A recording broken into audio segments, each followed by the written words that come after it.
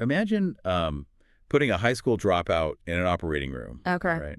And just watching them perform open heart surgery, like way better than a Harvard chief of medicine. Right, which is just, I mean, it's impossible. Totally impossible. Or, picture someone casually building a better rocket in their garage than the whole team of NASA engineers just because they have good habits. Yeah, that's physically impossible. You can't just habit your way into rocket science. Exactly. Technical knowledge is like this absolute barrier to entry in almost every single field. But in the Wheel of Money, that exact seemingly impossible scenario happens like every single day. It really does. It completely shatters the way we're, taught to think about financial success. Yeah, today we are exploring exactly why that is. Welcome to the deep dive, by the way. We are so thrilled you're joining us. Definitely. Because we tend to view wealth building like it's physics or engineering, like it's this binary equation where you just plug in the right mathematical formula on a giant spreadsheet and boom, out pops $1 million. Right, but then you step into the real world and that neat little spreadsheet is just completely broken. Oh, totally broken. So today we are pulling from a truly mind-bending source. We're looking at this really insightful interview from the Mel Robbins channel featuring Morgan Housel. He's the author of The Psychology of Money and the Art of Spending Money. Two incredible books, honestly. Yeah, really eye-opening stuff. The mission for our deep dive today is to unpack the hidden psychological traps that keep so many people broke.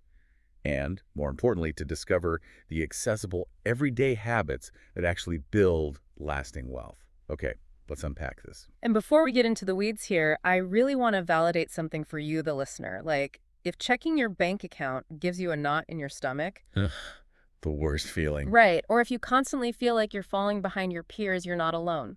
I mean, the most liberating thing you will learn from this material is that financial success is actually less about math, it's less about complex formulas, and it's entirely about human behavior. Yeah, that behavioral aspect is the perfect lens for dismantling the biggest myth we need to tackle right out of the gate, which is, the idea that you need to be a certified genius to build wealth. Right, the whole you have to be super smart myth. Exactly.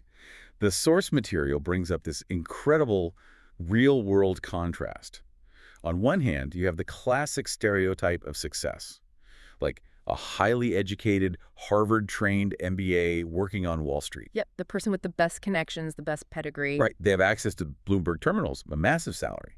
And yet, people with that exact profile go completely, devastatingly broke all the time. They really do. What's fascinating here is that money is the only field where behavior and patience completely override formal education and intellect. It's wild. Like going back to that open heart surgery analogy, you would never see an amateur perform surgery better than a doctor.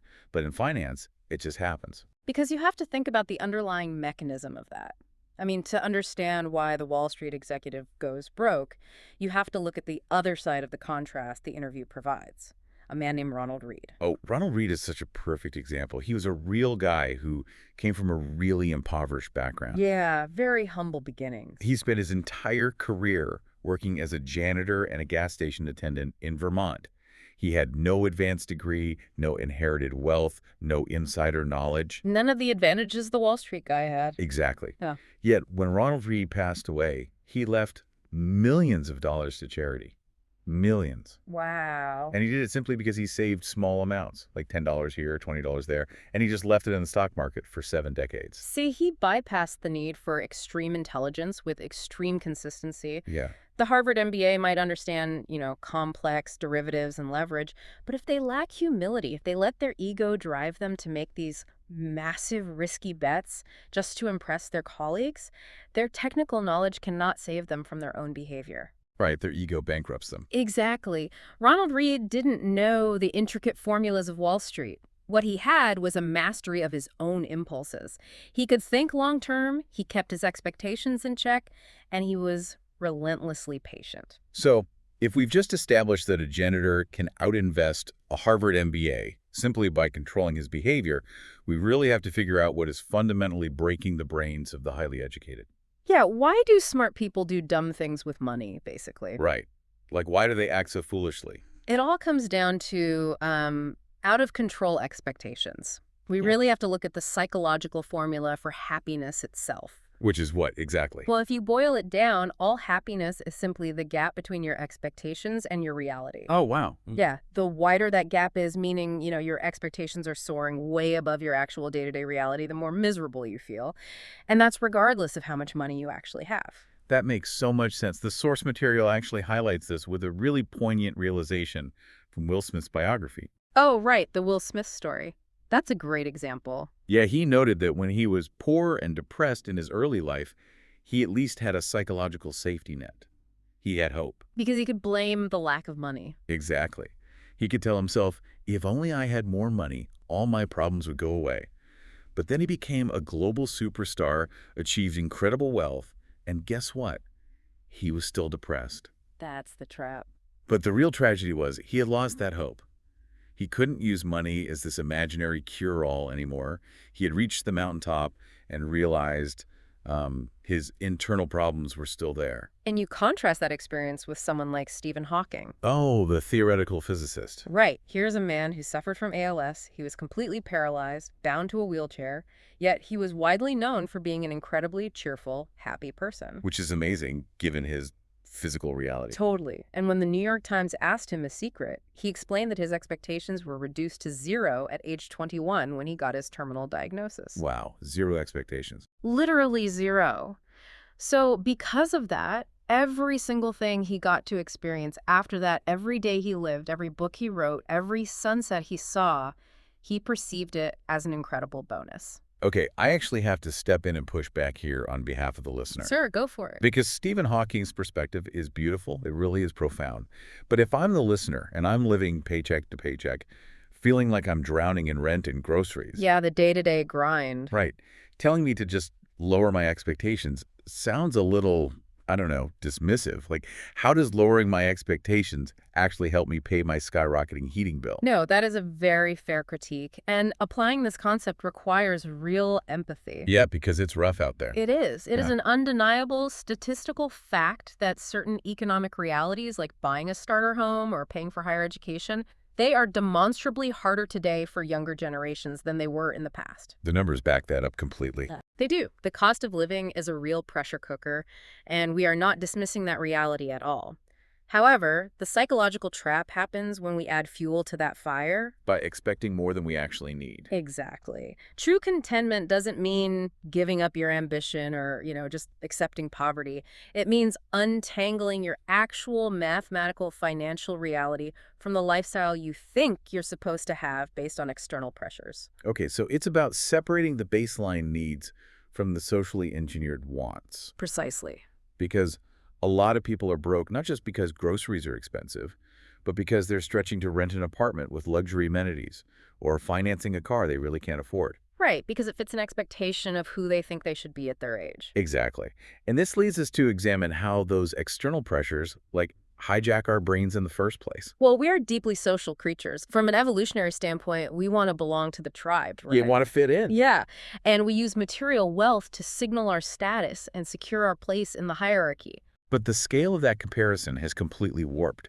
The interview makes this brilliant observation about how the goalposts have moved. They've moved drastically. Like in the 1950s, if you were measuring your success, you were looking at your immediate neighbors or your coworkers. Right, the people right next door. Yeah, if they had a nice lawn and a reliable car, and you had a nice lawn and a reliable car, you felt successful.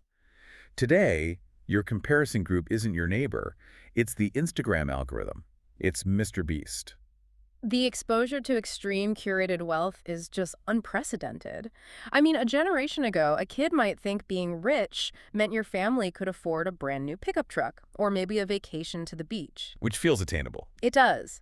But today, a 9-year-old watches a YouTube video and genuinely internalizes the idea that rich means owning a private island, giving away sports cars, and flying in a fleet of private jets. The goalposts haven't just moved. They've been strapped to a rocket. And when we try to chase that impossible standard, we fall into this bizarre psychological illusion. Oh, the illusion of status. Yeah. Here's where it gets really interesting. Housel shares this story from his time working as a 19-year-old valet at a 5-star hotel in Los Angeles. This is such a great story. It is. Whenever a guest pulled up in a roaring $250,000 Ferrari, he was completely mesmerized by the machine. But he realized something profound.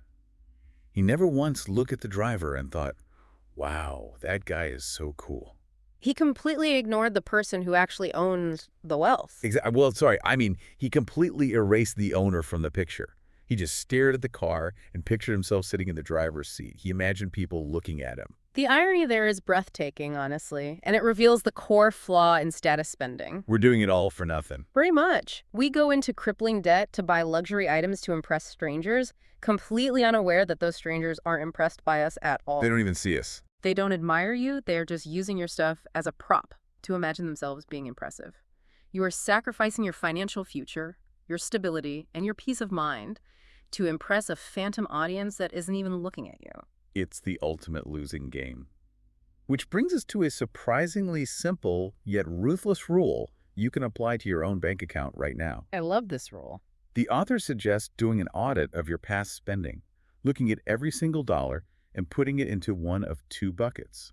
Bucket 1, does this purchase make me and my family genuinely happy? Or bucket 2, am I buying this to impress strangers?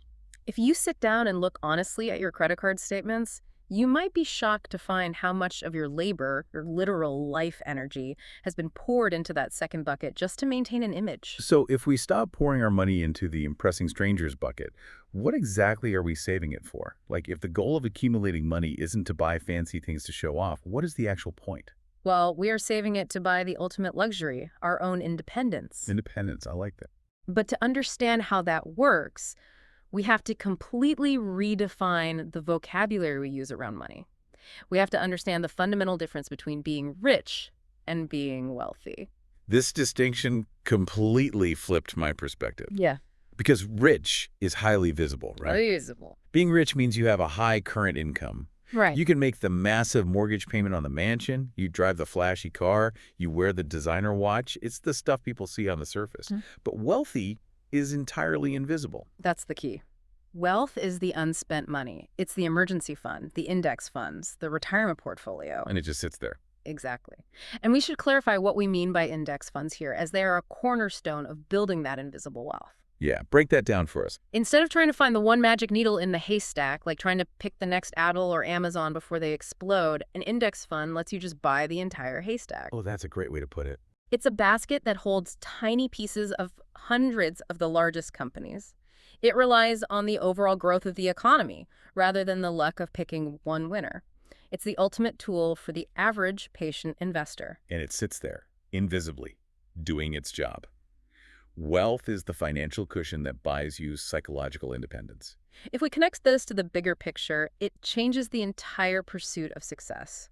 The author Nassim Taleb has this great metric. He says the only true measure of success is how much time you have to kill. Time to kill. Yeah. True wealth is controlling your calendar. And if you look at the extreme ends of the spectrum, you can see how having endless money and having independence are not always linked. Right, because more money doesn't always equal more freedom. Take the Vanderbilt family in the late 1800s. They were the richest family in the world. The heirs were given $500 million trust funds the very day they were born. Which sounds like an absolute dream scenario, like you never have to work a day in your life. You would think so, right? But because of those trust funds, the only expectation placed on them was to live the most ostentatious, competitive little lives possible. Oh, back to expectations again. Exactly. They had to build bigger mansions than their siblings and host more lavish parties.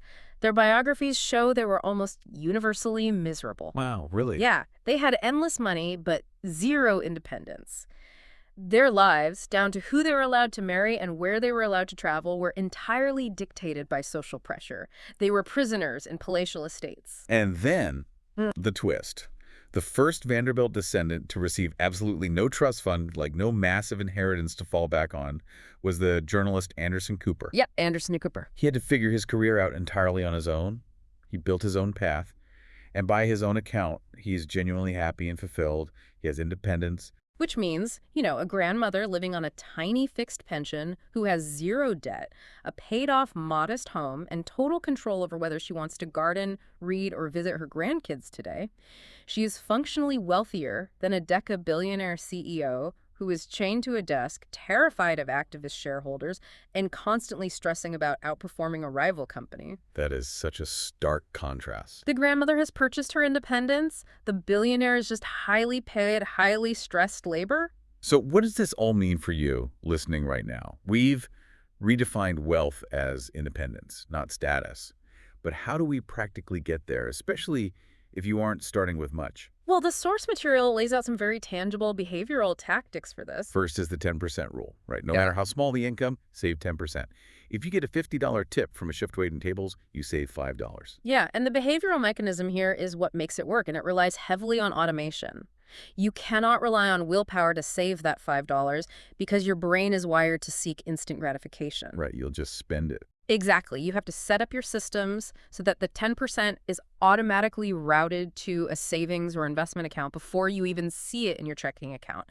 You have to treat savings as a non-negotiable automated expense, exactly like you treat your rent or your internet bill. See, a lot of people struggle with this because they think of saving as a punishment. They really do. They view it as delayed gratification. Like, why save $100 when I could spend it and enjoy a nice dinner right now? But the reframe the author offers is incredibly powerful. What's the reframe? Every $100 you save isn't delayed gratification. You are literally purchasing $100 worth of independence today. You are buying a better night's sleep tonight. You are buying the ability to say no to a toxic boss a year from now. Oh, that shift in perspective changes everything. It transforms saving from a restriction into an active purchase of freedom. Yeah. Another vital tactic mentioned to combat our psychological blind spots is simply checking your bank account every single day. Which sounds so basic that you almost want to brush past it. Like, obviously, I check my bank account. It does sound basic, but remember our very first point. The main thing keeping people broke isn't a lack of intelligence, it's avoidance. Oh, the fear of looking. Exactly. It is the fear of looking at the math. By taking 10 seconds a day to open the app and look at what is coming in and going out, you remove the anxiety of the unknown. You force yourself to confront reality, which is the first step in changing your behavior. Then, once you've stopped avoiding your finances and secured that automated savings, you have to let it grow.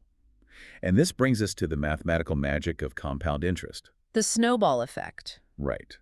The source uses Warren Buffett to illustrate this, and the underlying math is just staggering. Warren Buffett is universally known as the greatest investor of all time. But here's the wild part. 99% of his total net worth was accumulated after his 60th birthday. You really have to let that sink in. He was a billionaire at 60, which is wildly successful, obviously. But to understand how that turned into over $100 billion later in life, you have to picture compounding like a snowball rolling down a hill. Okay, picture the snowball. At first, the snowball is small, and it only gathers a little bit of snow with each rotation. But as it gets bigger, its surface area grows. Eventually, it is the size of a house, and a single rotation gathers a mountain of snow. Wow. The compounding effect is so exponential at the tail end of that hill that almost all of his fortune came in the decades after standard retirement age. And the thing is, he didn't have a crystal ball for the stock market every year. He wasn't making frantic trades every afternoon. No, not at all. He just started rolling the snowball when he was a kid and exhibited extreme, unrelenting patience. The goal isn't to be a Wall Street hotshot trying to beat the market with crazy bets. The goal is simply to be a perfectly average investor for an above-average amount of time. And to do that, to be that patient, you have to fully understand a concept the author calls the fee. The fee. Yeah.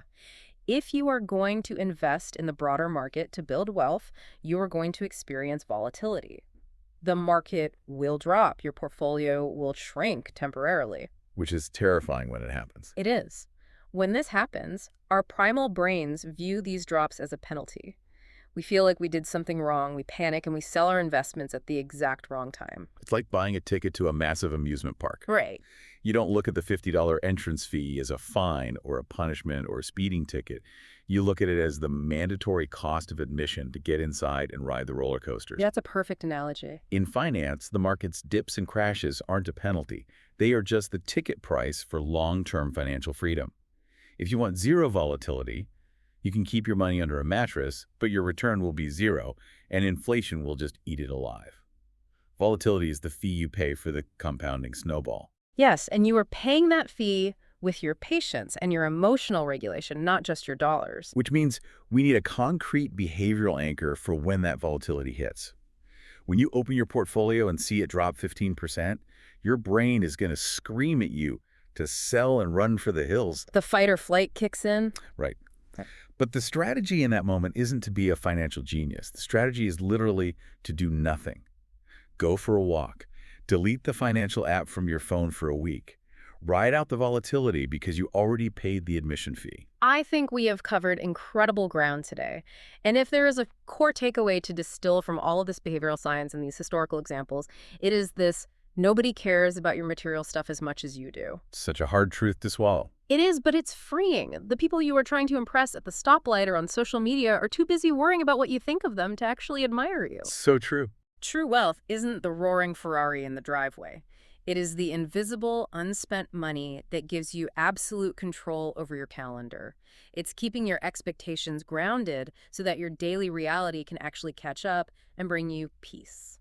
It completely flips the script on what it means to be successful.